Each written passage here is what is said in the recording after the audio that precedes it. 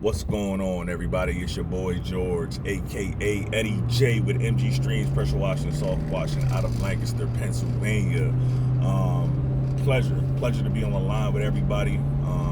I've been getting a little bit of support, a little feedback, which is weird because it's not like I do these videos or something like I don't know, like not like something I'm trying to really do, but I'm just kind of just documenting, some of my own journey, the stuff that I'm doing, the stuff that I'm learning. But I'm just coming to tell you guys today that the best has yet to come. I say that to you guys because if you continue to put the work in, you are going to be successful. I'll give you guys a little bit of my background. I was in the Army the last 13 years. I got 2 deployments, one to Iraq, 08-09, and then I was in Afghanistan 12-13. My little sister is currently serving in Iraq. Right now, my wife, she is a veteran as well. She served in Iraq with me at 08-09. She and I met like 3 months prior to our deployment, and turn this picture on. We met like 3 months into our deployment, and we got married right before we left. So we knew each other 3 months, got married, and we've been married now since 2009, January 2009. So 11 years. Doing the military thing, kind of stuck in that mindset for a long time. Knew that I could not just come back and rejoin the workforce. As the president said with the skill set I had, my 2 MOSs in the military was actually fuel and water. I'm not handy at all. I know you guys heard me say that before. I'm not a handy person. I don't like to put something together. I see somebody turning a wrench and I'm like, dang, that person is so skillful, because I feel like that person got way more skills than me. So I'm not a handy guy by any stretch of the imagination. Just being able to take my hose reel off and put it back on is like a huge accomplishment for me. Like when I did that. Struggling. That's another thing I want to talk about, is struggling to success. I was on eBay, and in like 3 months I had become a top rated seller. I was doing about $7,000 a month on eBay. Then eBay just kicked me out, and the main thing was I was doing exactly what the top people on eBay was doing. I just looked at what they were doing, and I was like, okay, I can emulate that same thing. And because of that, I had the same descriptions, the same type of stuff that they had, and I was winning. I had employed my niece, and she was out there, like I had her like making like little fire sticks. I would pay her $5 a fire stick, and she would do it. Boom. And then I wake up in the morning, I have like $1,000 in sales from eBay, and I was just going to the post office. I got real friendly with the post office lady, and it was real dope as I was transitioning. But after I kicked off that, I could say that was real depressing, because you think you found it. You're at a point where you're making $28,000 a month. I'm like, oh man, and I'm just getting started.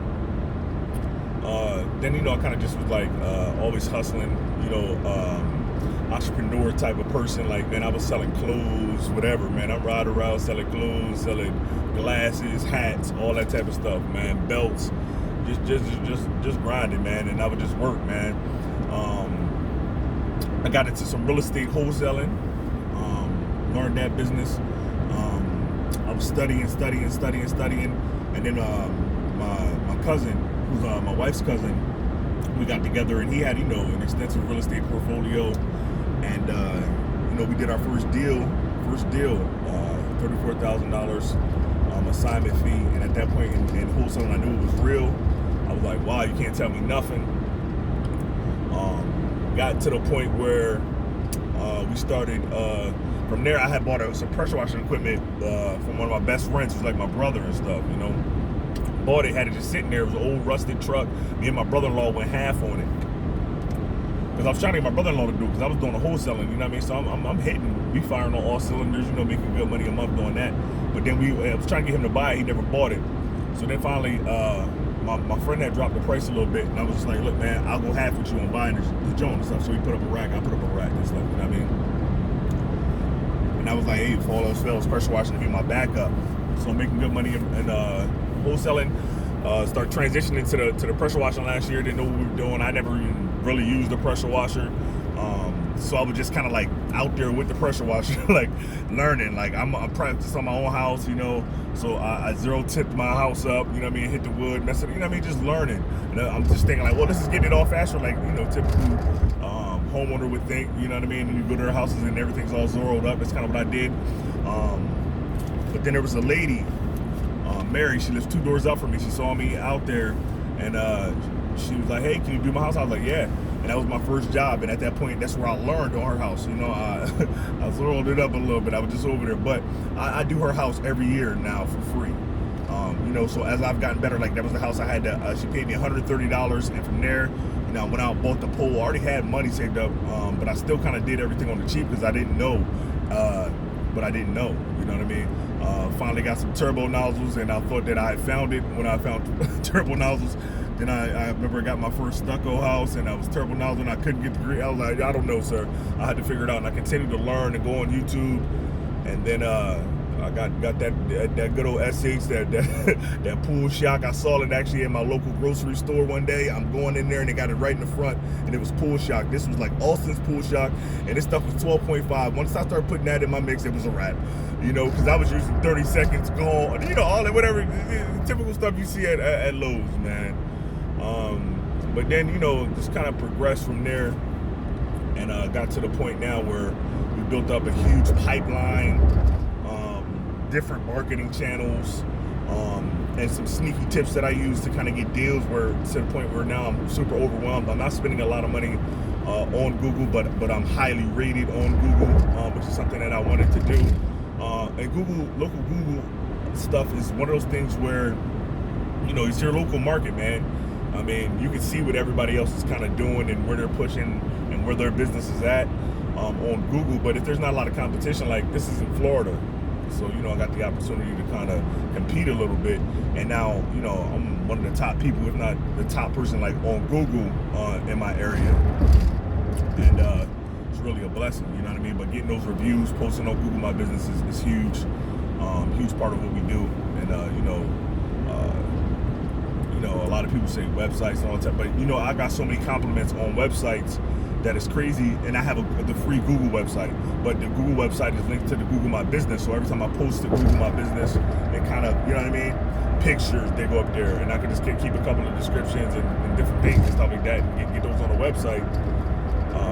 Super easy. And like I've got like over 200 pictures on mine right now, you know, and 42 reviews, 5-star reviews and stuff like that. And that's not even all of the reviews, you know what I mean? But, you know, the best is just yet to come, you know what I mean?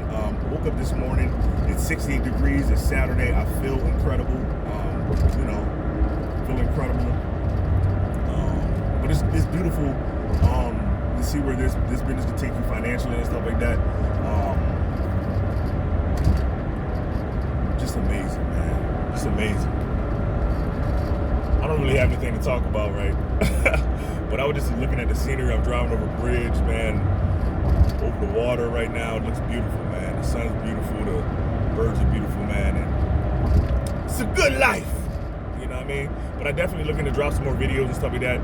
I did get a little camera stand, so maybe I'll get a couple of shots.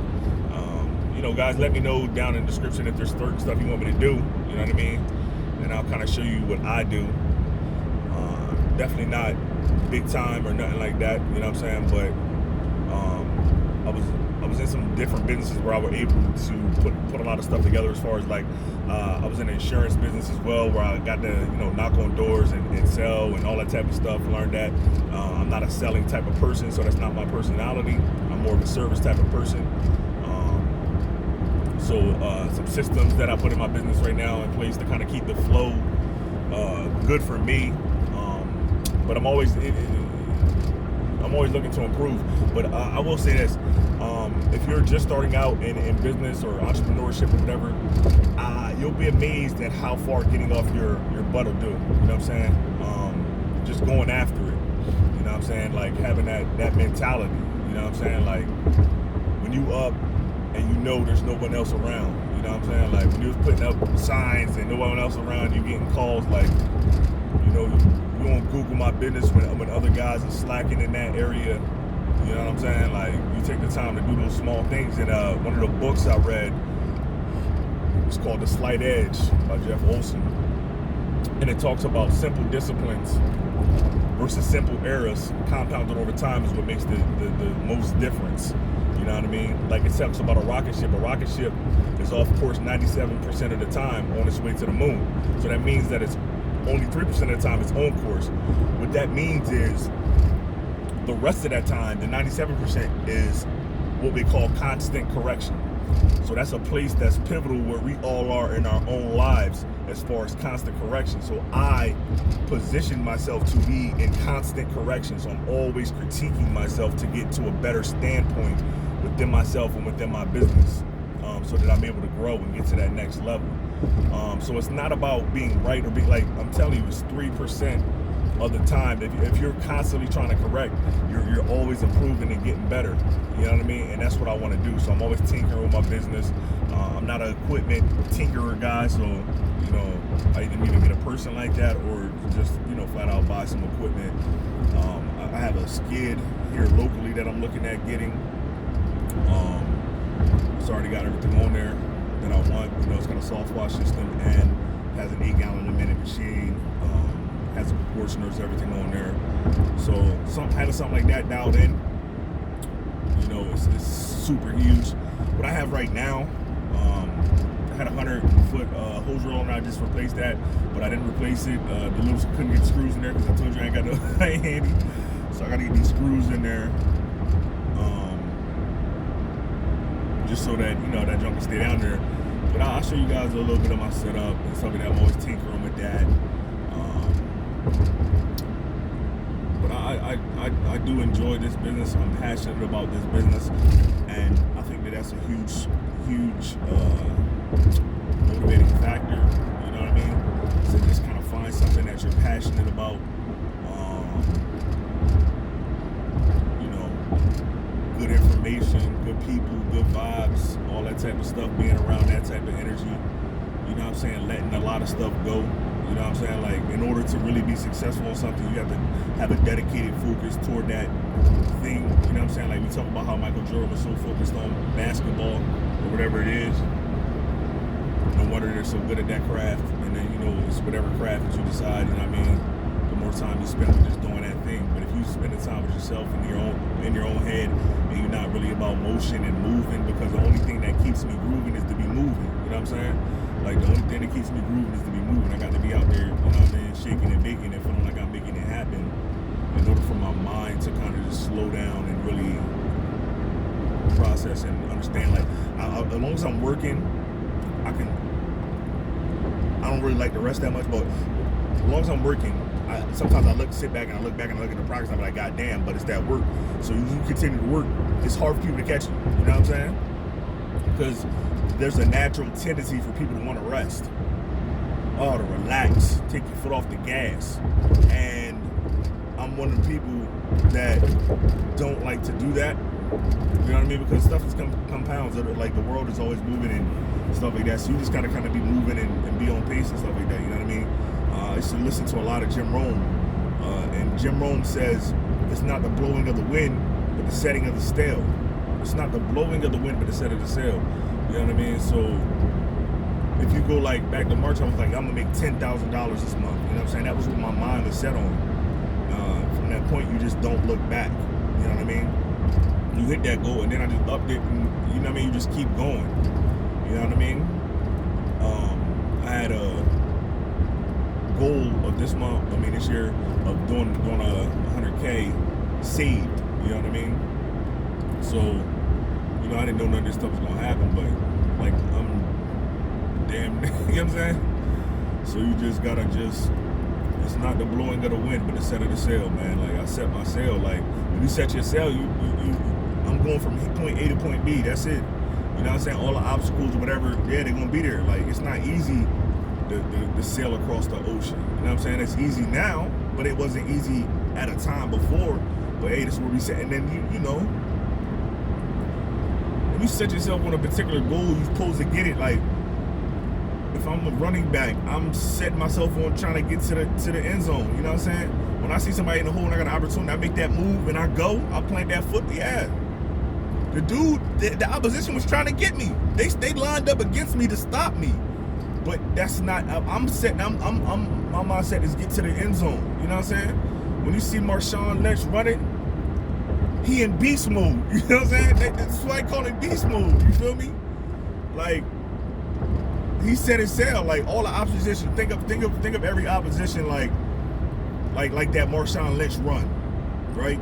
You in the mindset of when the Saints come to tackle me, stiff arm, you want something? Grown man, you got to feel like that. You feel me? The opposition is there. You know what I'm saying? But you can't fear opposition and stuff like that to the point where you fail to move. You know what I'm saying? Like it's like you know they say like there's a game clock and there's a game clock for a reason. You know what I'm saying? There's a game clock for a reason. If the quarterback don't get the ball hiked in time, they stop the play. Hey, you supposed to hike it by this time. You know what I'm saying? But the defense, he's unsure about the defense. He's unsure about the opposition. This play now, he's gonna have to call a timeout, do something. You know what I mean? But just, man, I feel like I'm ranting. I don't know if this is making sense, but it's probably the longest video that I've had run. But it feels good to get some stuff out. It's like therapy to me, I guess. I mean, I don't really do it for nobody else. You know what I mean? If you get value out of it, you know what I mean? Like it. You know what I mean? I don't really have a subscriber goal. But I think at some point, if I do decide to go in that way, you know what I'm saying? I'm going to set the sail. So it's your boy, Eddie J, a.k.a. George, from MD Streams, Pressure Washing, Soft Washing, out of Lancaster, PA. Hey, man, get with me.